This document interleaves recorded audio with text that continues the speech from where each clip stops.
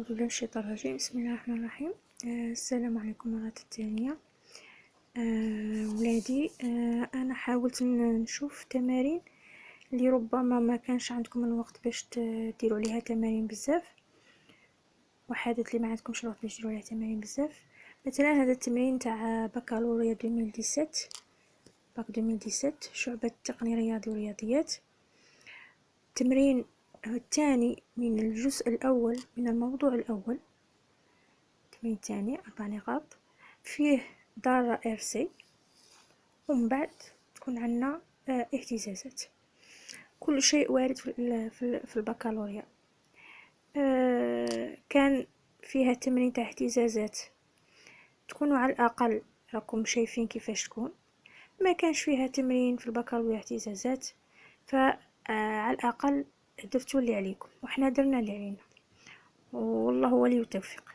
التمرين يقول: تجهيز المستخدم. عندنا مولد توتر 5 فولت، جهاز رسم اهتزازات مهبطي ذو ذاكرة، مكتفة فارغة 1 ميكروفاراد، أشعة ذاتيتها L ومقاومتها مهملة، ناقل أومي R ومقاومة متغيرة R فتحة، بادلة K أسلاك توصيل. لدراسة تأثير المقاومة على نمط الاهتزازات الكهربائية تم تحقيق تركيب تجريبي ممثل في شكل 3. إذا هذا هو الشكل 3. لاحظوا، إذا عندي مولد من القطب السالب القطب الموجب. من الضروري جدا معرفة السالب والموجب في الذرة الكهربائية لمعرفة اتجاه التيار واتجاه التوتر. اتجاه التيار هو هذا، لاحظوا. إذا UC راه عكس اتجاه التيار، دونك نفس الشيء بالنسبة لإر تكون عكس اتجاه التيار. في السؤال لدراسة تقسموا على فوجين. التجربة الأولى قام فوج من التلاميذ بشحن مكثف سلب بوضع البادلة ك في الوضع 1، وضبط الحساسية الشاقولية لرسم اهتزازات مهبطي. كل واحد فولت في 1 ديفيزيون، والمسح الأفقي كل ديفيزيون فيها 10 ملي سكوند. فظهر على شاشة المنحنيين A و B. الشكل 4. إذا السؤال الأول: بين على الشكل 3 كيف نربط رسم اهتزاز مهبطي لمتابعة تطور UR و UC بين طرفي كل ناقل أومي والمكثفة. السؤال الثاني: أنسب مع التعليل كل من منحنى A و B لتطور التوتر الكهربائي الموافق. سؤال 3: باستعمال المعادلة الزمنية UC حدد اللحظتين عبارة لحظتين T1 و T2 الموافقتين شحن المكثفة بنسبة. الآن عند اللحظة T1 تشحن بنسبة 40%، اللحظة T2 90%، على الترتيب بدالة ثابت الزمن طو، يعني نعينو T1 بدلالة طو و T2 بدلالة طو. ثم نتأكد أن التغير دلتا T اللي هو T2 من T1 يساوي 1.79 طو.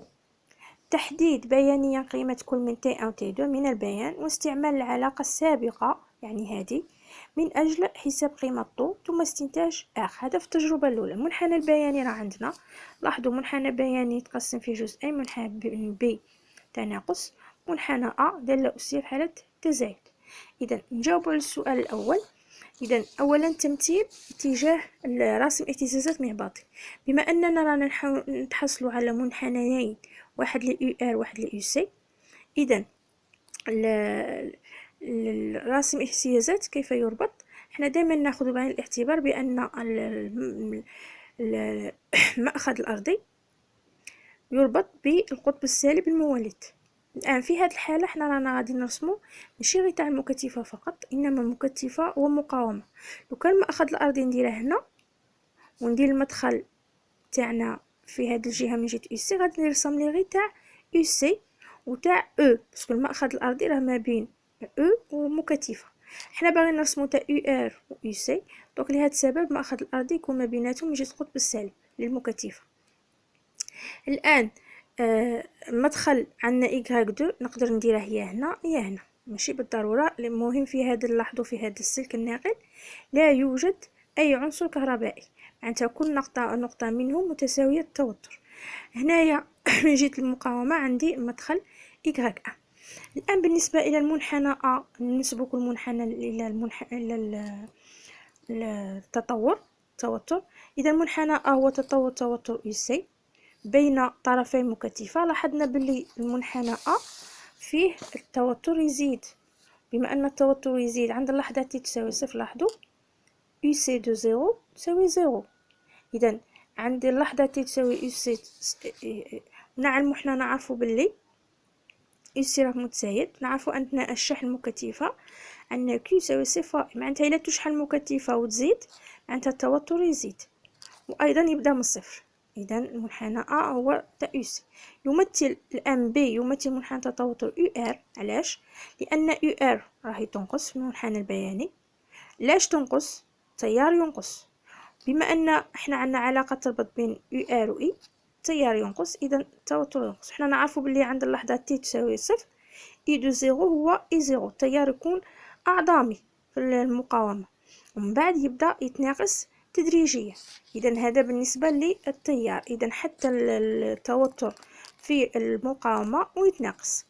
الآن تحديد لحظتين تي ان و تي دو لشحن مكثفة. الأولى عند تي ان تشحن ب40% و تي دو تشحن ب90%. ما معنى هذا؟ معناتها حنايا من الزمن أي علاقة نوجدوه في علاقة الحل يعني المعادلة الزمنية للتوتر. إذا حنا نعرفوا باللي يو سي بما أنها راهي تشحن، إذا يو سي يساوي او في ان موان اكسبومونتي سور طو. دونك شا غادي نديرو؟ غادي نعوضو يو سي ب الشحن، النسبة المئوية للشحن تاعها من او، ونعوضو تي ان. دونك يو سي دو تي ان هي 0.4 او، في نفس الوقت هي او في ان موان اكسبومون تي ان سور طو. دونك نختازلو او مع او تولي 0.4 تساوي 1 ناقص اكسبومون تي ان سور طو.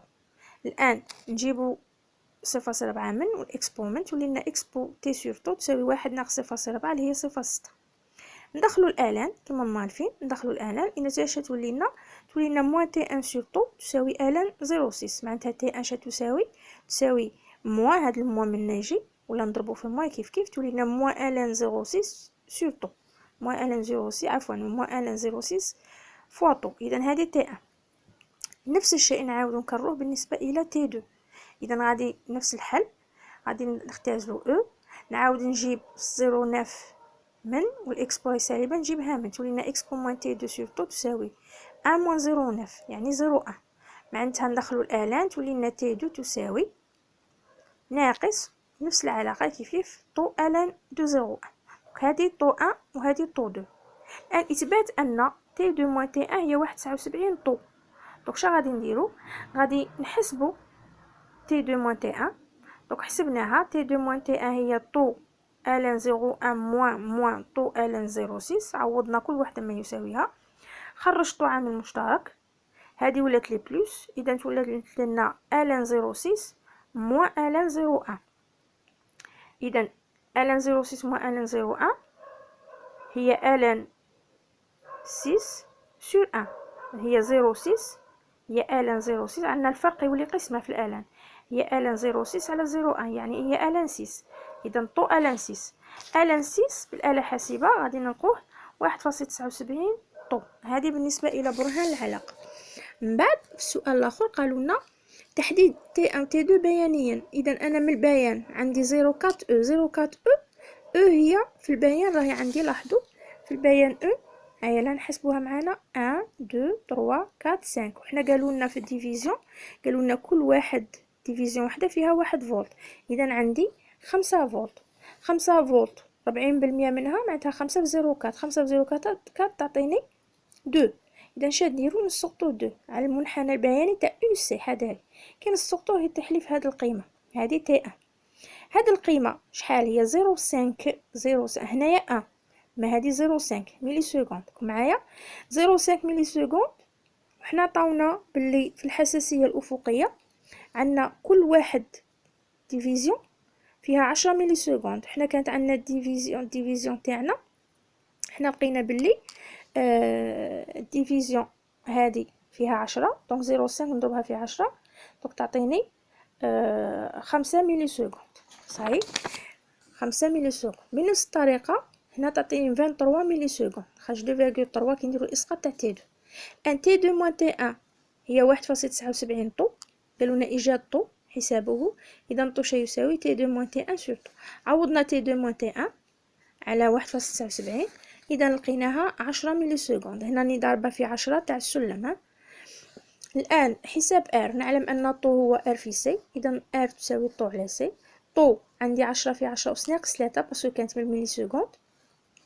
سي هي 1 ميكرو فاراد، الميكرو هو 10 أس ناقص 6، دونك 10 أس ناقص 6 10 أس ناقص 3 مع 10 أس ناقص 3 تروح، تبقى 10 أس 3 فوق، في 10 أس ناقص 3 تطلع الفوق تولي 10 أس 3 مع العشرة تولي 10 أس 4، يعني 10,000 أوم. التجربة الثانية البادلة في الوضع 2. الآن قالونا في التجربة الثانية بعد شحن المكثفة تماما في لحظة نعتبرها كمبدأ لقياس الأزمنة السادس، قام فوج آخر من التلاميذ بنقل البادلة ك إلى الوضع 2 والتسجيل في كل مرة تغيرات التوتر الكهربائي UC بين طرفي المكثفة من أجل عدة قيم للمقاومة R فتحة معطاة في الجدول. طاونا R فتحة هي 0 مرة 100 مرة 5000. هادشي علاش رانا دايرين هنايا مقاومة متغيرة، يعني حنا نتحكموا فيها ونغيروها في الدار. إذا السؤال الأول في التمرين، السؤال الأول قالوا لنا فنحصل على تحصل الفوج على المنحنيات الموضحة في الشكل. منحنيات هما المنحنى، عندنا منحنى ألفا، منحنى بيتا، منحنى هذا غاما، كل واحد راهم دايرينه بخطوط واضحة. الآن السؤال الأول، ما هو نمط الاهتزازات في كل حالة؟ علل. من بعد السؤال الثاني، انسب كل بيان للمقاومة المناسبة. بعد السؤال الثالث، من أجل R تساوي 0، R فتحة يعني معدلة المقاومة ما كانش، أوجد معادلة تفاضلية توتر كهربائي بين طرفي UC مكثفة إذا لا تزامن. وحنا نعرفوا باللي في الدارة الكهربائية تاعنا،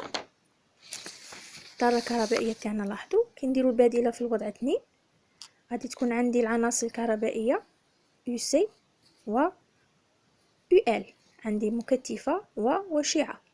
أما هذه R فتحة مقاومتها راهي معدومة. السؤال الأخير ما قبل الأخير في المعادلة التفاضلية، لاحظوا بلي المولد هذا في الدارة الزوجة راه خارج الدارة. إذا هل الدارة هذه راه عندها مولد يغذيها؟ لا، ما كانش مولد يغذيها. إذا هذه الدارة راهي دارة مغذاة أم ليست مغذاة؟ إذا ليست مغذاة، هذه الأولى. إذا غادي تعطيني اهتزازات حرة. إذا كي يقول لك علاش اهتزازات حرة؟ لأن المولد خارج الدارة، هذا يسمى نوع الاهتزازات. إذا هي حرة. الآن كاين النوع، كاين النمط، وكاين النظام، ما نخلطوش بيناتهم. إذا الآن نمط الاهتزازات في كل حالة، السؤال الأول. إذا نوعها بصفة عامة نوعها اهتزازات كهربائية حرة لأن المولد خارج الدارة كما شرحنا. الآن نمطها، إذا ألفا، شوفوا معايا ألفا هذا، لاحظوا باللي السعة قاعدة توجد كما كانت، السعة العظمى لم تتغير مع مرور الزمن، السعة العظمى، وبالتالي لا يوجد بما يسمى مقاومة أو جهاز راه يعرقل مرور التيار. إذا التوتر ما يتناقش. إذا بما أن التوتر ما غاديش يتناقص، يحافظ على السعة العظمى. إذا هذه الاهتزازات هي اهتزازات حرة نمطها غير متخامدة، ما غاديش تتخامد. إذا السعة تبقى هي صحيح. السؤال بيتا، لاحظوا السعة كانت أعظمية بدات تنقص مع مرور الزمن، السعة العظمى. إذا هنايا معناتها كاين جهاز راه يمتص طاقة للذرة، هذيك الطاقة راهي تضيع في مقاومة، المقاومة راهي تضيع الطاقة على شكل مفعول جول، تسخن يعني. إذا هنا وأما الغاما ف ينوي يدير هزة كما شرحناها في الدرس، ينوي يدير هزة لكن ما يكملهاش، يحبس. اولا شوفوا راه حابس يحبس. اذا هذا النظام هو نظام حارج، نمطه حارج ونظامه لا دوري. علاش حارج او لا دوري؟ لان المقاومه تاع الذره كبيره جدا وبالتالي تحرقل التيار. اذا المقاومه غادي يضيع فيها طاقه الذره على شكل مفعول جول، يعني بقيمه كبيره جدا. لهذا السبب ما تخليهاش تكمل ربع دوره او ما يسمى او نصف دوره، يعني حتى الهزه ما كانش اصلا اهتزازات. اذا نمطها الفا غير متخامده، اذا هي نظامها دوري. بيتا نمطها متخامدة، هذا شبه دوري، دورها هذا شبه دوري يعني يسمى نظامها. الجاما هي حرجة ولا توجد اهتزازات أصلا، إذا نظامها لا دوري. التعليل: ألفا سعتها ثابتة U ماكس، وشحال تساوي من رسم؟ عندي 5 فولت، عندي 2.5 فوا 2 دونك 5 فولت كما تاع المولد اللي كان عندنا في الاول اللي تغذات به المكثفه. البيتا سعتها العظمى متناقصه مع موزمه كما شرحنا، وغاما لا يوجد اهتزازات. الان في قالوا لنا كل بيان نربطوه بالمقاومه اللي تناسبه. بالنسبه الى البيان الفا، مقاومه فيه تساوي 0، قلنا غير متخامده، معناتها ما كانش جهاز يضيع عنا طاقه في الذره. المقاومه في المنحنى بيتا هي 100 اوم معتبره، اذا متخامده، السعه تنقص وبالتالي يوجد ضياع طاقه في الريزيستانس على شكل مفعول جول. غاما ار تساوي 5000 اوم، مقاومه كبيره جدا، اذا النظام تاعنا نظام النمط حرج والنظام لا دوري. الآن قالوا لنا المعادلة التفاضلية من يكون R فتحة تساوي 0. قلنا عندنا فقط عنصران، عندنا المكثفة والوشعة. هل يوجد المولد؟ ما كانش، إذا مجموع التواتر يساوي 0، لا يوجد مولد، إذا مولد خارج الدائرة، إذا بقانون جمع التواتر U C plus UN تساوي 0. U C نخلوها علاش؟ باسكو المعادلة الزمنية نحوس عليها، معادلة التفاضلية عفوا، اللي نحوسوا عليها بدلالة. إذا السؤال قالوا لنا سؤال ثالث: أوجد المعادلة التفاضلية، أوجد المعادلة التفاضلية للتوتر، معادلة تفاضلية، معادلة تفاضلية لتغير UC. إذا المعادلة التفاضلية ل UC حسب قانون أوم، أو UC نخلوها باسكو قالوا لنا ل UC بلس ال دي اي على دي تي اللي هي تاع الوشعة. اي نعرفو بلي هو دي كيو على دي تي، عوضناه تولي لنا دي على دي تي، دي كيو على دي تي، تولي المشتق الثاني للشحنة بالنسبة للزمن. إذا المشتق الثاني شحنة بالنسبة للزمن.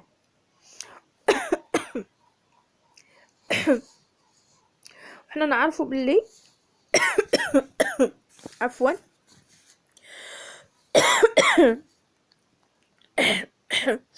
حنا نعرفو بلي في التوتر دائما ان Q هي سي فوا U، Q هي سي فوا U، والاي هي دي اي دي كيو على دي تي. اذا شادرت U سي خليتها، دي اي على دي تي عوضتها بكيو، اذا ولات لنا دي كيو المشتق الثاني بالنسبه للزمن. الكيو هي سي فوا U، اذا خرجت سي وخليت U ولات لنا دي U على دي تي كاري، اذا تولي لنا دي U دي كاري U على دي تي كاري، يعني المشتق الثاني تاع التوتر بالنسبه للزمن يو سي مكثفه هنايا، هذا تاع المكثفه عفوا، 1 على ال سي يو سي دو تي تساوي 0. اذا هذه معادله من الدرجه الثانيه، وهذا 1 على ال سي ما يسمى ب اوميغا 0 أس 2، اوميغا 0 أس 2 يعني هو نبض الحركه. الان حلوها من الشكل، هما عطاونا الحل يو سي، قالوا لنا جبدوا ا وبماذا يمثلان. اذا بما انه حلوها نعوضوا في واحد، كي نعوض في واحد نشتق الحل هذا تاعنا مرتين، نشتقوا المره الاولى والمره الثانيه. الان بما انها داله مركبه من داله خطيه وداله جيبيه، اذا نشتقوا بالنسبه للدالتين. اذا المشتق الاول لكوس هو ماذا؟ هو ناقص سينوس، ونعاودوا المشتق الثاني لناقص سينوس هو ماذا؟ هو ناقص كوس. اذا والبي هذه تخرج المره الاولى هنا في الاشتقاق الاول، تعاود تخرج في الاشتقاق الثاني، يعني تولي لنا ا في بي كاري في ماذا؟ في ناقص كوس. المشتق الاول قلنا هو موان سينوس، المشتق الثاني للموان سينوس هو موان كوس، اذا ولات لي موان كوس بي تي، والبي هذه خرجت في الاول في الاشتقاق الاول، خرجت في الاشتقاق الثاني لانها ثابت، اذا تولي لنا ا بي كاري كوس بيتا تي، وهنايا 1 على ال سي في ا في كوس بيتا تي، ا كوس بيتا تي راه عامل مشترك خرجته، بقات لي 1 على ال سي موان بي كاري تساوي 0. اذا معناتها ا لا يساوي صفر بالضروره، سينو ما كانش حل. قوس بيتا لا يساوي صفر، بي لا تساوي صفر، لا تنعدم. اذا بي تساوي ماذا؟ تساوي 1 على جذر ال سي. كدنا المعادله بي كاري هي 1 على ال سي. اذا بي هي 1 على جذر ال سي، بي كاري اللي هي اوميغا 0 أس 2. بي كاري بي هي اوميغا 0. الان قالوا لنا استنتاج عند اللحظه تي تساوي صفر. الان باقي لنا ا. الان ا من نجيبوه؟ لاحظوا الحل تاعنا، الحل تاعنا في الشروط الابتدائيه. نروحوا للحل عند تي يساوي صفر، يو سي دو زيرو، نروحوا للمنحنى البياني. يو سي دو زيرو عند الزيرو شحال؟ 2.5 فوا 5 يعني 5 فولت. اذا يو سي عند الصفر، يو سي عند الصفر هي يو سي ماكس اللي هي 5 فولت اللي هي او. كي نعوضوا في الداله تاعنا هنا، نعوض بالزيرو. كوس زيرو، كوس زيرو واحد في ا، تولي لنا يو سي تساوي ا. يو سي دو زيرو هي ا، يو سي دو زيرو قلنا هي او. اذا او هو ا. اذا الحل تاعنا هو ماذا؟ هو او كوس 1 على جذر ال سي في تي.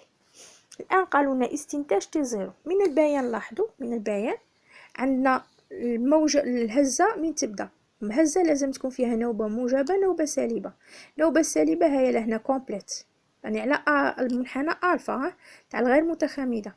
هي المنحنى هنا النوبة السالبة. النوبة الموجبة وين راهي؟ نورمالمون راهي هنا.